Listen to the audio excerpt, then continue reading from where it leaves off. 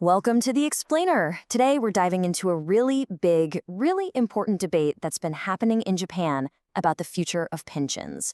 At the center of it all is a new policy that has pretty much everyone, politicians, economists, and the public, deeply divided. So let's just get right to it with a question that's probably on your mind too.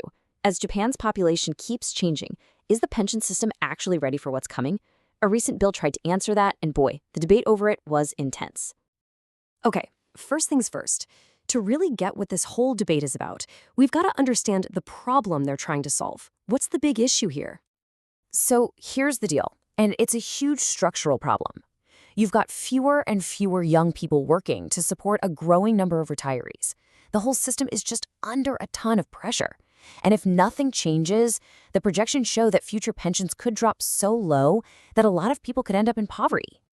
So with this crisis on the horizon, a new policy was put on the table. It's called the boosting measure, and it kicked off a massive national debate.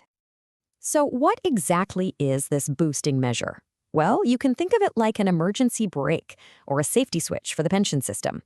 It's basically a conditional promise to stop the value of the basic pension from falling below a certain point.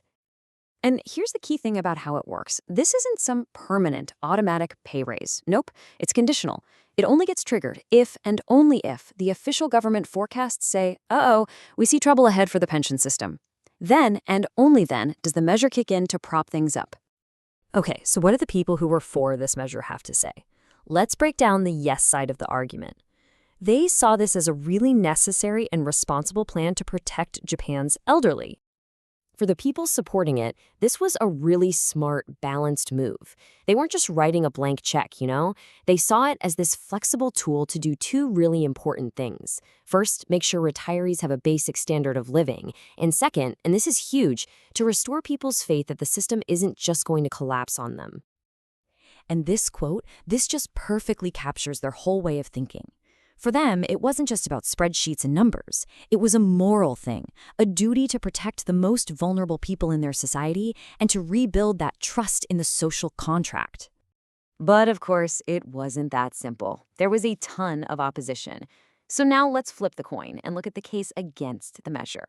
And they had some serious concerns about, well, pretty much everything: the process, the cost, and what it would mean for the future. The core argument from the opposition was basically this: this is a bad idea. They said it was a poorly planned policy that was actually going to create more problems than it solved. They framed it as this lazy, irresponsible patch that kicks the can down the road, avoiding the tough decisions now and just dumping the bill on the next generation. And yeah, this quote just hits the nail on the head for their side. They're basically saying, hey, having good intentions is nice, but it's not enough. If you don't have a clear, transparent plan for who's going to pay for all this, then a policy, no matter how good it sounds, is just irresponsible. Okay, so the first big clash was all about the process. You had the supporters saying, hey, this is proactive planning. We've had experts talking about this for years. But the opponents, they were like, no way. This was a totally rushed political deal shoved through without anyone really getting to debate it. Then you've got this huge disagreement on what's even fair. Is it fair to give everyone a little boost to strengthen the whole safety net? Or is that just a massive waste of money on people who don't even need it, when you could be targeting that help to the folks who are truly struggling? And this is probably the biggest, most fundamental disagreement of all: the long-term impact. Is this a smart investment now to prevent bigger social problems down the line? Or is it just a way to pass the buck, saddling our kids and grandkids with higher taxes to pay for it? So after all was said and done, a formal debate was held, and at the end, a panel of judges weighed in and delivered a verdict on who made the stronger case. And when you look at how the judges broke it down, it's pretty fascinating. They basically said both sides were logically consistent, like their arguments made sense on their own. But, and this is a big but, the negative side, the opposition, they just had better evidence and were much stronger when it came to rebutting the other side's points. So with that scorecard, the win went to the side arguing against the measure. The judges basically concluded that they presented a more concrete, reality-based case that did a better job of pointing out all the risks and unanswered questions in the policy.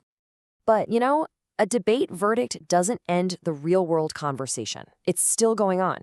And it really leaves us with this massive question, doesn't it? When we're talking about Social Security, how do you balance taking care of people right now versus not burdening the people of the future? There's just no easy answer to that.